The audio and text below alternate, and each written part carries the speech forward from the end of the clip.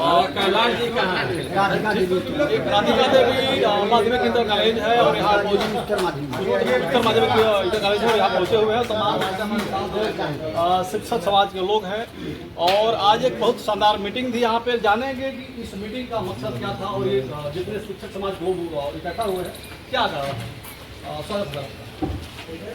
शिक्षक शैक्षिक संगोष्ठी रखी गई थी, उसमें मेन मुद्दा हम लोगों का मानदेय का था कि मानदेय सरकार नहीं दे रही है, हम लोगों को विचार नहीं कर रही है, हम लोगों के बच्चे भूखे मर रहे हैं, हम लोगों के जो शिक्षक हैं वो जो है पैसा खो रहे हैं लेकिन पैसा नहीं आएगा कहीं से। मतलब पढ़ाते जो सैलरी में जो काम नहीं चल पा रहा है नहीं 2003 से कहा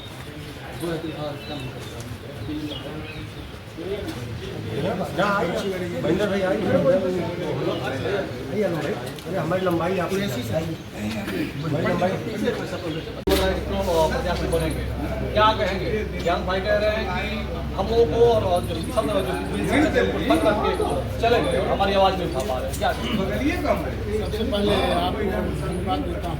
हिंदुस्तान मीडिया से आधुनिक भारत से देखिए, हम पूर्व शिक्षक MLC प्रत्याशी जरूर रहे हैं, तो शिक्षक साथियों ने हमें बनाया था और हमें चुनाव लड़ाया था तो हम लड़े थे और मैं अपने से कोई काम नहीं किया। शिक्षक साथियों का जो आगे निर्णय होगा उसको देखा जाएगा।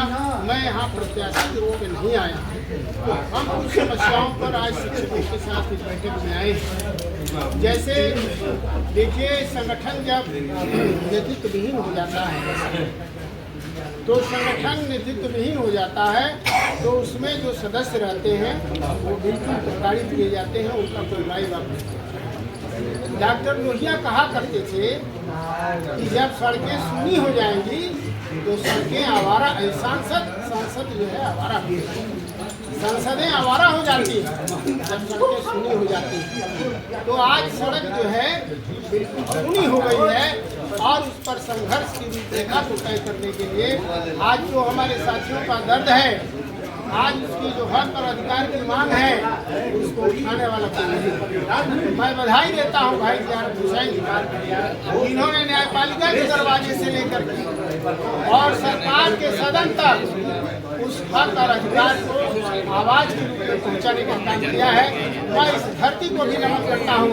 भाई ज़ियारत हुसैन जी धरती से आते हैं और मैंने देखा है भाई जितने यहाँ पर हितविहीन शिक्षकों के हक में फैसला आया है 50% गाजीपुर के इस महान व्यक्ति ने शिक्षकों के हक में लड़ करके न्यायालय से उनको अधिकार दिलाने का काम किया और आज भी लड़ रहे हैं।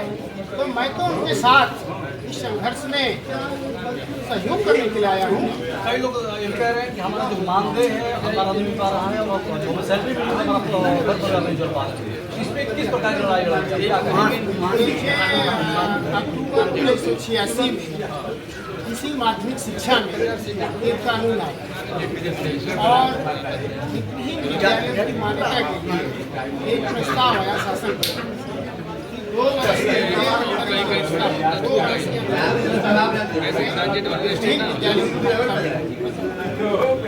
और इसमें 2 वर्ष बीत गए और इस सदन में इस बात की कोई चर्चा नहीं। आज उत्तर प्रदेश की सबसे बड़ी पंचायत में आठ शिक्षक MLC हैं और 8 स्नातक और शिक्षक दोनों वोट करता है। और आज इस माध्यमिक शिक्षा में सरकार की तरफ से संतुलित व्यवहार किया जा रहा है। एक तरफ राजकीय विद्यालय है, दूसरी तरफ सहायता प्राप्त विद्यालय है और तीसरी जो है वित्तहीन के विद्यालय।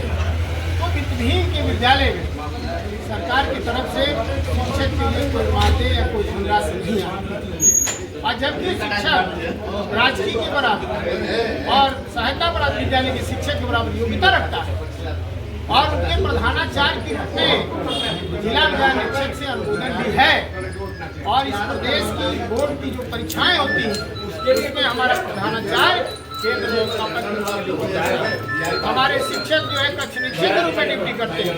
हमारे कर्मचारी की व्यवस्था में सहयोग करते हैं, लेकिन सरकार की तरफ से कोई धन उस परीक्षा के लिए ना आता है, न ही उस शिक्षक के लिए आता है, नहीं मिलता। विगत तो इस बात की है। तो आज हमारे शिक्षक सरकार से मानदेय के लिए मांग कर रहे हैं। भाई हम सरकार का सहयोग कर रहे हैं। शिक्षा समवर्ती सूची का विषय है और सरकार की जिम्मेदारी है भारत के प्रत्येक बच्चे की शिक्षा देने की।